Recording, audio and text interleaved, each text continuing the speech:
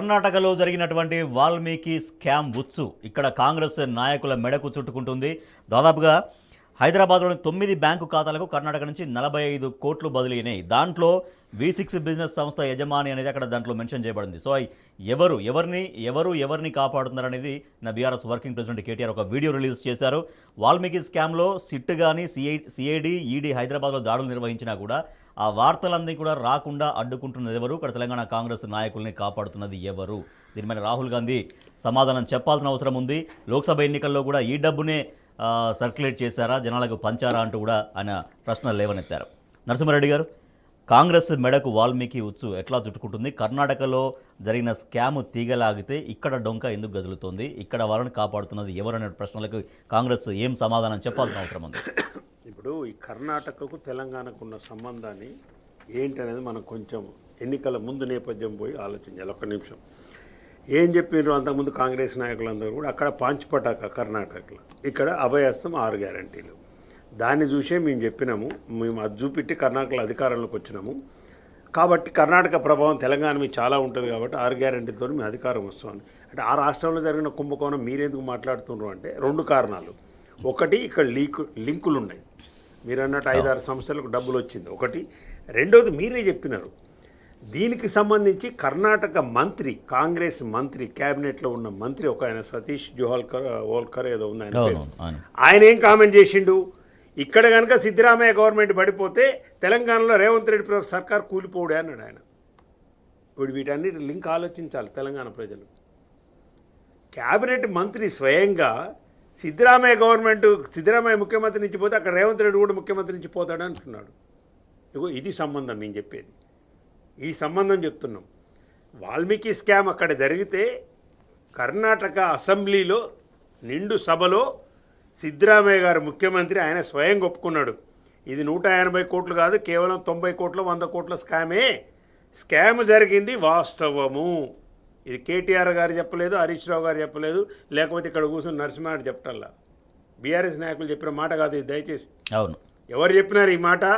స్వయంగా కర్ణాటక ముఖ్యమంత్రి అసెంబ్లీ సాక్షిగా రికార్డ్ అయిన స్టేట్మెంటు, వాల్మీకి స్కీమ్లో స్కామ్ జరిగింది అని ముఖ్యమంత్రి ఒప్పుకున్నాడు. ఎంత అమౌంట్ అనే దాని మీద ఆయన డిఫరెంట్, 180 కాదంటున్నాడు, కానీ స్కామ్ జరిగిన మాట వాస్తవం. ఓకే, ఇప్పుడు ఎస్టాబ్లిష్ అయిన విషయం ఏంటంటే కర్ణాటక రాష్ట్రంలో స్కామ్ జరిగింది వాల్మీకి దాంట్లో ఎస్సీ ఎస్టీలు దానికి సంబంధించి. ఆ డబ్బు ఎక్కడికి వచ్చిందన్న దాంట్లో మీద ఇప్పుడు నడుస్తుంది. ఎక్కడికి వచ్చింది? ఒక 5-6 ఖాతాలలో తెలంగాణలో ఒక 90 కోట్లు 50 కోట్లు ఎంత అమౌంట్ వచ్చింది. పేర్లు కూడా బయటకు వచ్చినాయి. ఒక్క ఖండన లేదు రాజేష్ గారు ఇంతవరకు. కాంగ్రెస్ ప్రభుత్వం నుంచి కానీ, రేవంత్ రెడ్డి నుంచి కానీ, కాంగ్రెస్ నాయకుల నుంచి కానీ ఇది తప్పు, మా అకౌంట్లలో డబ్బులు పడలేదు, కర్ణాటక నుంచి మాకు డబ్బులు రాలేదనే ఖండన ఇంతవరకు లేదు, ఖండించటం లేదు. ఏంటండి దీని అర్థం? ఏంటి దీని అర్థం? చాలా నీతులు చెప్పి మాట్లాడితే శ్వేతపత్రం ఇస్తా, మరి పారదర్శక పరిపాలన, ప్రజా పరిపాలన, కర్ణాటకలో జరిగిన స్కామ్ డబ్బులు తెచ్చి ఇక్కడ తెలంగాణ ప్రజల్లో ఎంపీ ఎన్నికల పంచి గెలిచి ఇది పారదర్శక పాలన అవుతుందా? ఇది నిశ్చిత శుద్ధ అయిద్దా? మరి ఇక్కడ దాడులు జరిగినాయి. ఓకే, మేము ఆరోపణ చేసినాం, మీ ముఖ్యమంత్రి చెప్పిందే మేము చెప్పినాము, స్టేట్మెంట్ ఇచ్చారు కేటీఆర్ గారు. మరి మీకు నిజంగా చిత్తశుద్ధి ఉంటే నువ్వు అంతా రావుని బీవుని సిపాయి అయితే చెప్పు, మరి ఖండించు.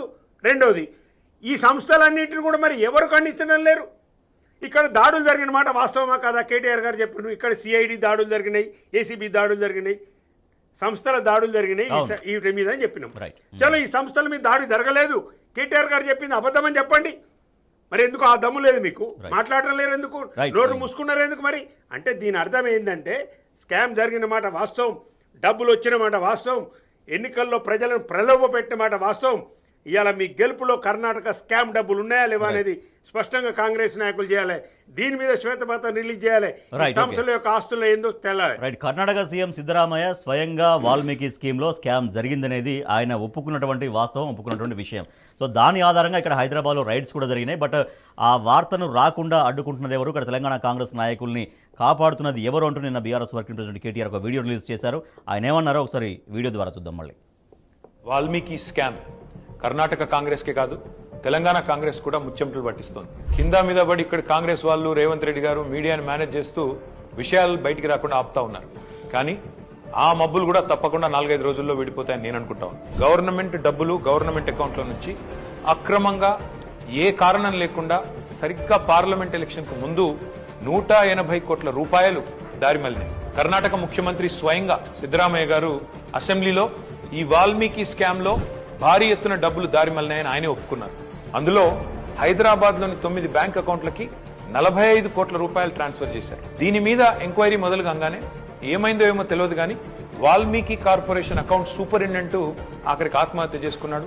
ఇవాళ ఆయన కుటుంబం రోడ్డున పడే పరిస్థితి. బ్యాంక్ అధికారులతో సహా 11 మందిని ఈడీ అరెస్ట్ చేసింది. కర్ణాటక నుండి మన తెలంగాణకు అక్రమంగా ఈ డబ్బు ఏ అకౌంట్లలోకి వచ్చింది, ఆ అకౌంట్లు ఎవరివి, ఈ తీగ లాగితే తెలంగాణ కాంగ్రెస్ డొంక మొత్తం కదులుతా ఉన్నది. మొన్న పార్లమెంట్ ఎన్నికల్లో తెలంగాణ కాంగ్రెస్ పార్టీ తన ఖర్చులకు ఈ డబ్బులే వాడినట్టుగా అనిపిస్తా ఉంది.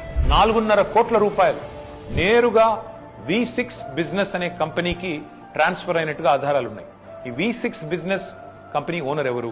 SIT, CID, ED ఈ దాడులన్నీ జరిగిన తర్వాత కూడా మన తెలుగు మీడియాలో ఈ వార్తలు రాకుండా అడ్డుకుంటున్నది ఎవరు? పార్లమెంట్ ఎన్నికల సమయంలో కొన్ని బంగారం షాపులు, బార్ల నుండి భారీ మొత్తంలో డబ్బులు తీసుకున్నట్టుగా తెలుస్తా ఉంది. వారికి కాంగ్రెస్ పార్టీకి ఉన్న అనుబంధం ఏంది?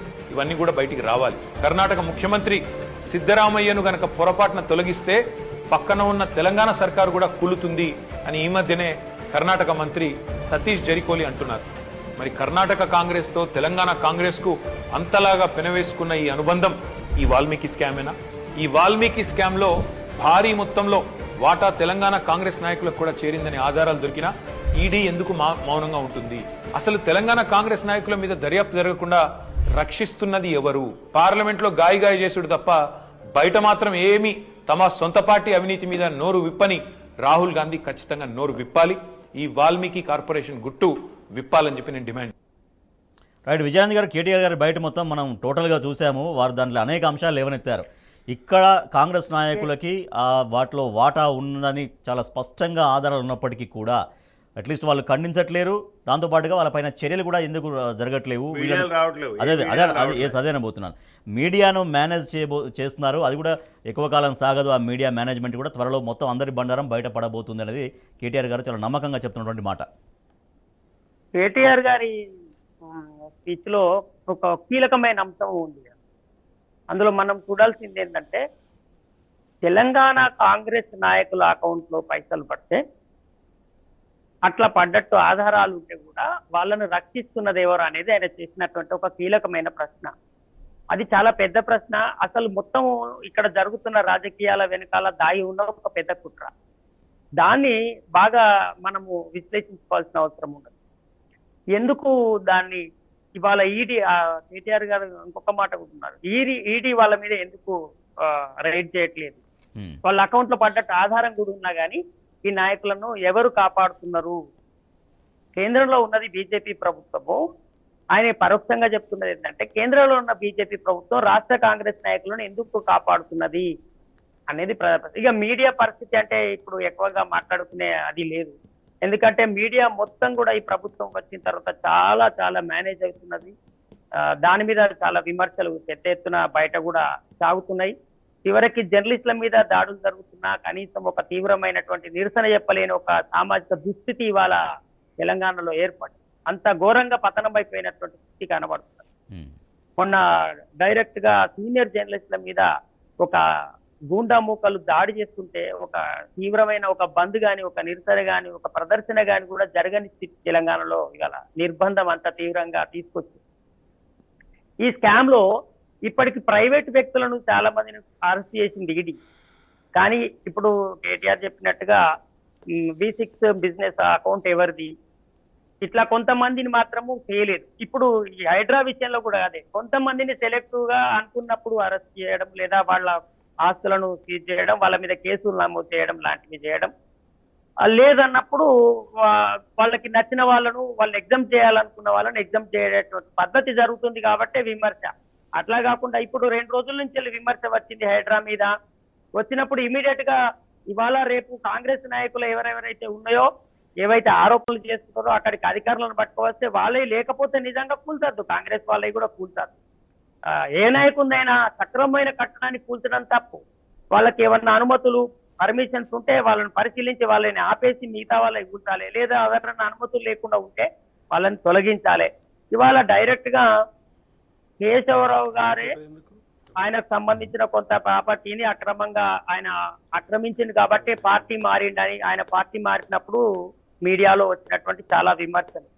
ఇట్లా దాన నాగేందర్ మీద వచ్చింది. ఆయన చాలా వీళ్ళకి వ్యతిరేకంగా ఉద్యమం చేస్తే ఆయన నోరు మూతపడ్డది, ఆయన కూల్చివేత బంద్ అయిపోయింది. ఇప్పుడు ఈ స్కామ్ గురించి విజయానంద్ గారు, ఈ స్కామ్ గురించి అంత బహిరంగంగా ఇంత ప్రకటనలు చేస్తున్నా, ఇంత విమర్శలు వస్తున్నా కూడా అట్లీస్ట్ మాకు అసలు సంబంధమే లేదనేటువంటి ఒక ఖండన ప్రకటన కూడా కాంగ్రెస్ నుంచి ఎందుకు రావట్లేదని ఒక ప్రశ్న. కాంగ్రెస్ నుంచి రాకపోతే పెద్ద ఆశ్చర్యపోయేది ఏం లేదు. బీజేపీ నుంచి ఎందుకు వస్తలేదని ఎందుకు ప్రశ్నిస్తలేరు మీరు? బీజేపీకి ఎందుకు? ఇప్పుడు అది ఇంత పెద్ద స్కామ్ జరిగింది, ఇన్ని వందల కోట్లు ఎన్నికల్లో వాడుకున్నారు. ప్రభుత్వ ఖజానా నుంచి ప్రైవేట్ వ్యక్తులకు కారణం చూపకుండా ఎట్లా పైసలు ట్రాన్స్ఫర్ అయినాయి, ఇదేం సంగతి అని మొత్తము కాలిన లెక్క లేవాలి కదా. బీజేపీ కూడా చాలా గట్టిగా అడగాల్సినటువంటి స్కామ్ ఇది. ఇవాళ ఇక్కడ కాంగ్రెస్ చేస్తున్న టిఆర్ఎస్ తీసుకున్నటువంటి బీజేపీ నాయకత్వము క్లియర్ గా కాంగ్రెస్ ప్రభుత్వం, కర్ణాటకలో కాంగ్రెస్ ప్రభుత్వం, తెలంగాణ కాంగ్రెస్ నాయకుల అకౌంట్లలో పైసలు ఇస్తే ఎందుకు అదే కేటీఆర్ గారు ప్రశ్నిస్తున్నది. ఇవాళ ఎవరు కాపాడుతున్నారు అంటే ఎవరు కాపాడుతున్నారో స్పష్టమవుతున్నది. ఖచ్చితంగా 100% కేంద్ర ప్రభుత్వపు యొక్క కనుసన్నలలో వాళ్ళ ఆశీర్వచనాలతో మాత్రమే ఇవాళ హైడ్రా చేస్తున్న దాడులు కావచ్చు, ఇవాళ ఎంఐఎం మీద కూడా దాడి మొదలైంది. ఈ అన్ని సీక్వెన్స్ గా మనం చూస్తే ఈ కాంగ్రెస్ నాయకులను ఎవరు కాపాడుతున్నారు, ఎంఐఎం ఎందుకు టార్గెట్ చేస్తున్నారు, ఇలాంటి విషయాలు చాలా విశ్లేషించాల్సిన అవసరం. మరో చిన్న బ్రేక్ తీసుకుందాం. బ్రేక్ తర్వాత